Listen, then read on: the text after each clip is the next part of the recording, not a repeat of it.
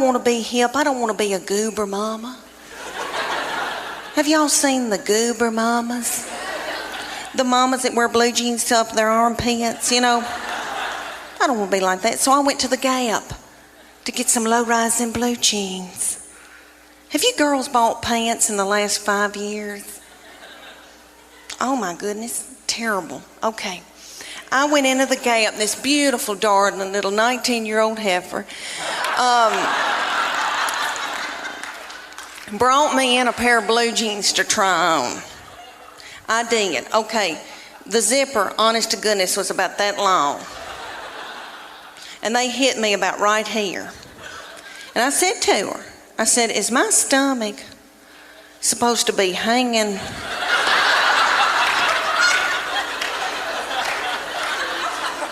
out over my blue jeans? It looks like a small purse. I said, are my panties supposed to be hanging out this far out of the back of my pants? She said, no, you're supposed to wear a thong. I said, excuse me, miss, but I'm a Christian. I don't use my panties for evil. I praise God that Weight Watchers doesn't have a limit on how many times you can join. Because I've done Weight Watchers 9 times. And I've lost 7 pounds in all.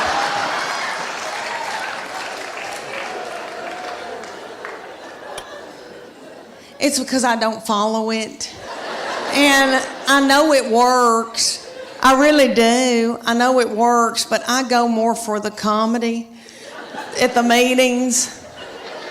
I don't know if y'all have ever been to a Weight Watchers meeting, but it is so funny.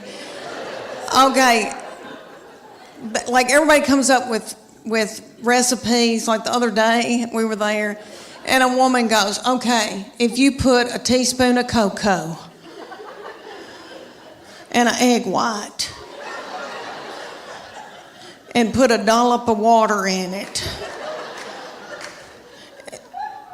and pray over it and put it in the microwave, you've got chocolate cake.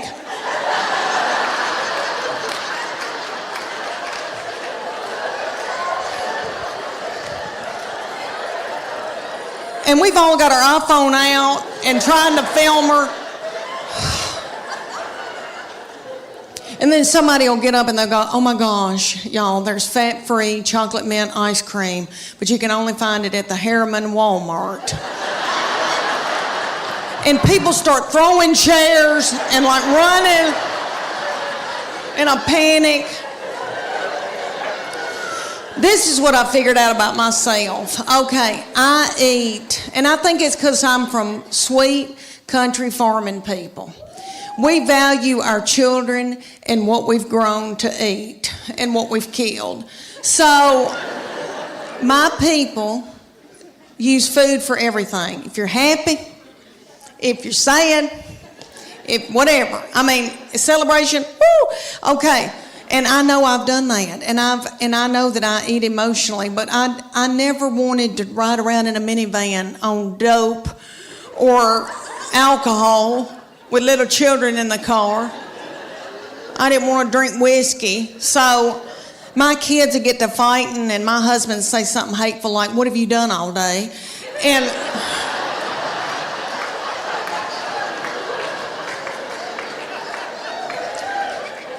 And that would make me so mad, and I'd eat a hot dog, and I didn't even know what happened.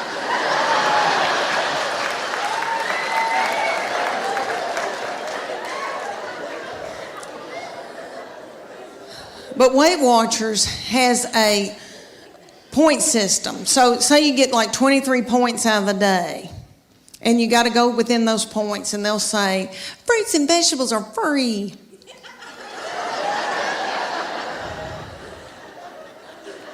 You don't want fruits and vegetables.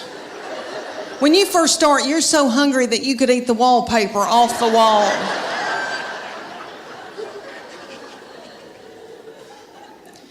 A chicken breast is 3 points.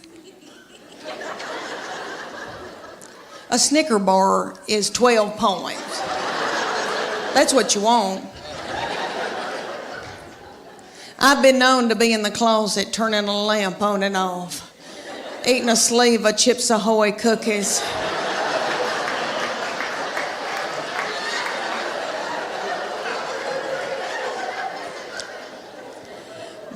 So I try to stay within my points. All right, my sister will go on it every time I will, and she lives in Clarksville, Tennessee, and she'll call me and she'll say, it's noon, and I've eaten all my points. Tennessee, in Knoxville, our children's hospital, had asked me for years to be in there Dancing with the Stars.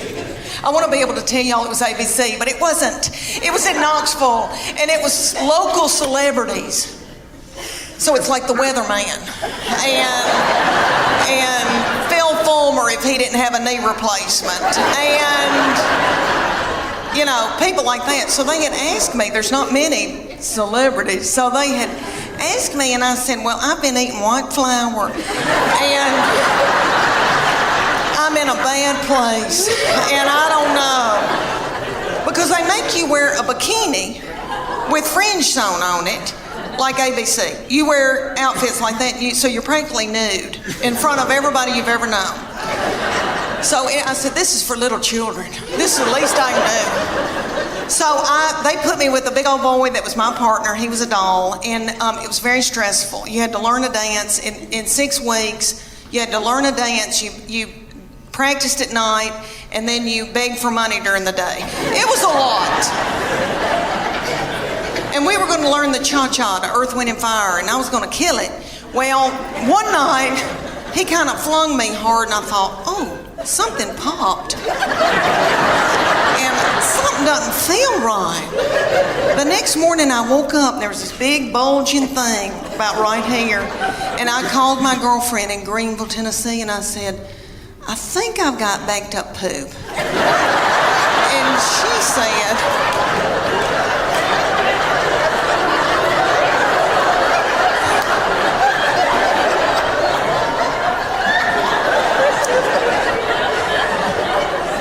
because I have trouble with that. But she said, I don't think poop goes up that far. And so she looked on her iPad on WebMD, but she sent me this picture of this man looked like an alien coming out of him. She said, is that it? And I go, that's it. She goes, you've got a hernia. So I went to my doctor, and they said, we can't push this thing back in. And so the thing was in 5 days with the Children's Hospital, and I didn't want to let them down. And I thought, Lord, what are we going to do? And my girls stepped in and learned a dance in 4 days. Bless their hearts, and they're practically nude. And they had to wear all that too. And I came out in a wheelchair to Proud Mary. I'll never forget the day that I found out about her, and I feel terrible about it now. But I was overwhelmed. I knew something wasn't right. I didn't feel good. I thought, oh my gosh, surely I'm not pregnant this quick, this soon. And you know when you got to know something, you got to know it right then. I had to know right then. I grabbed up my 2 babies and diaper bag and all that stuff you take with you everywhere you go, and I went to the Walmart in the foothills of the Appalachian Mountains. And I bought an EPT pregnancy test. And I took it in the stall at Walmart. And I tinkled on it. And my 3-year-old boy looked at me. He said, what, is it positive?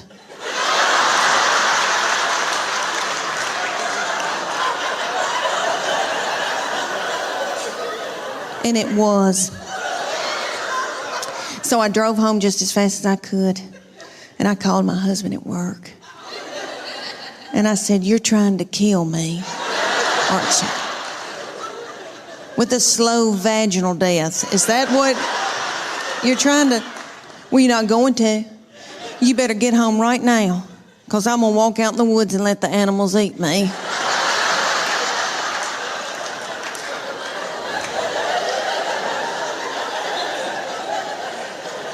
But let me explain to y'all why I was so torn up.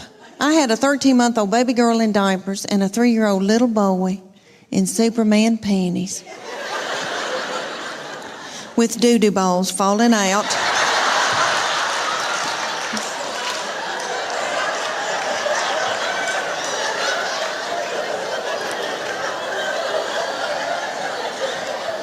At the grocery store.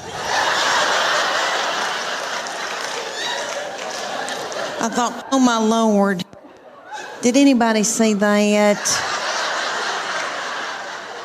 I don't have anything in my purse to pick it up with. Is some little child gonna think it's a milk dud?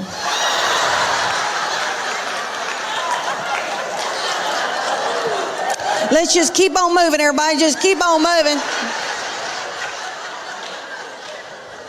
But God knew better than I did, because she's been a doll baby, but she's ruined. And I know I'm the one who did it. I was tired and beat down. So, anybody here who has more than two, you know, good night by that third and fourth one, you got to let them do what they got to do, you know. She still cries over anything. She cries because she knows she gets her way. I said, what's she crying about? She wants your toy. Well, just give it to her. I can't deal with it. So one of my good friends in Nashville said, I'm selling this jewelry, and you get out and you schlep this jewelry around in women's houses like Tupperware. So, and I didn't even care about jewelry. So I get out and start selling this jewelry. And instead of talking about jewelry, I talk about breastfeeding and hemorrhoids and how my husband doesn't wake up when the baby's crying and all that. I kind of developed an act. And women thought I was funny. And one night somebody peed on a couch, Charlie. And I thought then, I've got something. And I had always loved comedy. My husband and I had been on a trip. Wait. Okay, back this up. I thought, when you said someone peed on a couch, I thought that was the beginning of a news story. But you're saying someone laughed so hard they just peed on a couch, and that's how you knew. That's how you knew. That's how I knew. Something. I'm not kidding. That was a God moment. When I clicked in my head, I thought, okay, I've got it.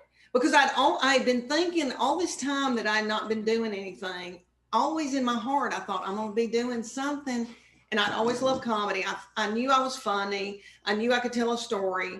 But, you know, when you come from a little country town and then, you know, everybody takes a traditional bath and you go to college and everybody expects you to be a certain, I just did not know how and I didn't know when, but I knew I was still going to do it.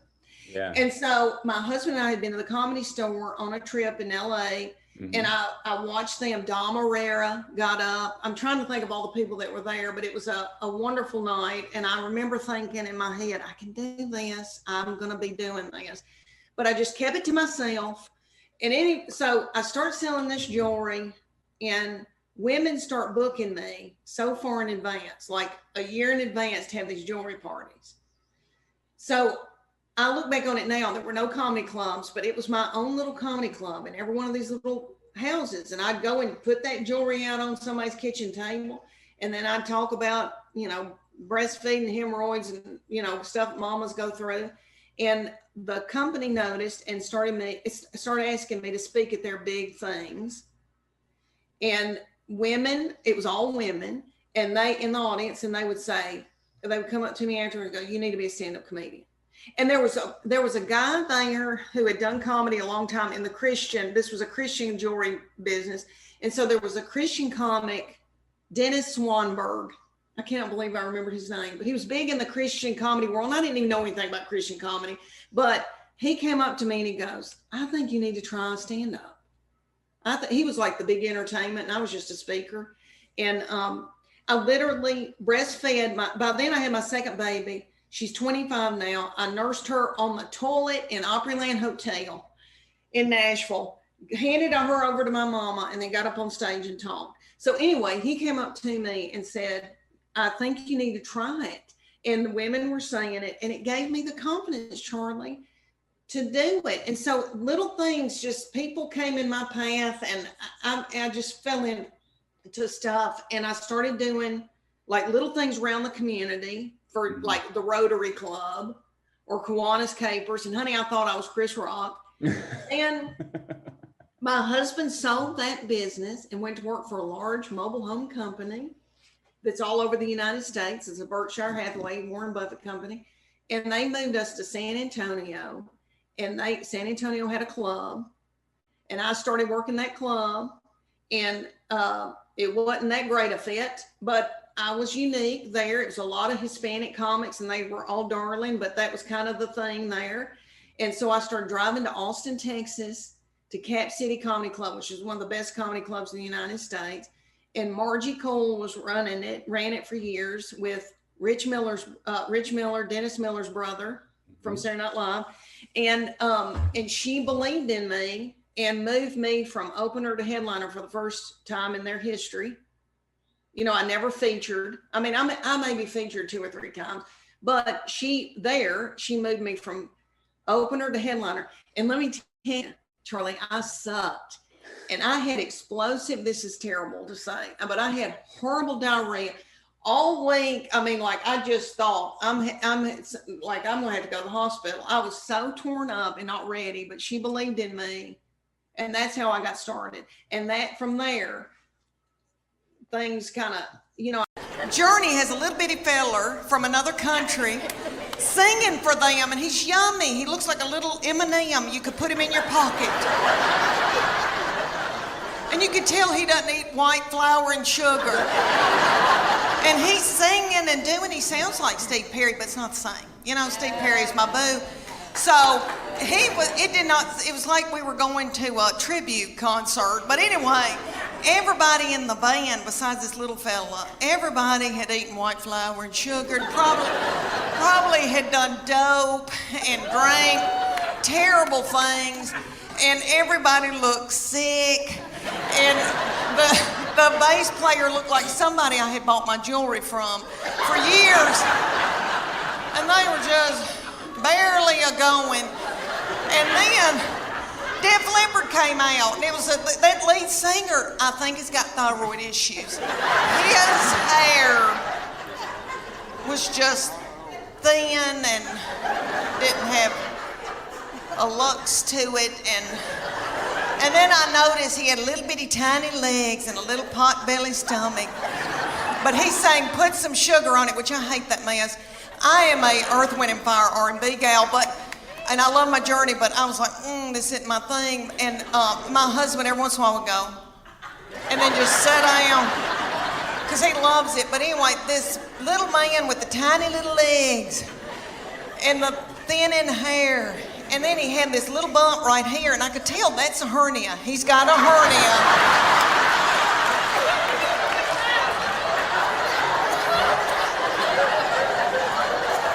And I bet that he hadn't had time to get it fixed. He hadn't had time to put a mesh in. And you could just see it. It looks like my stomach, because I've had a hernia, but I've had mine fixed. And I thought, oh, bless his heart. But he'd and he'd prop a little thin, frail leg up on something. Oh, I thought, isn't it funny how things have changed since I went to concerts when I was 20? Everybody was walking out like this because everybody had inflammation in their feet.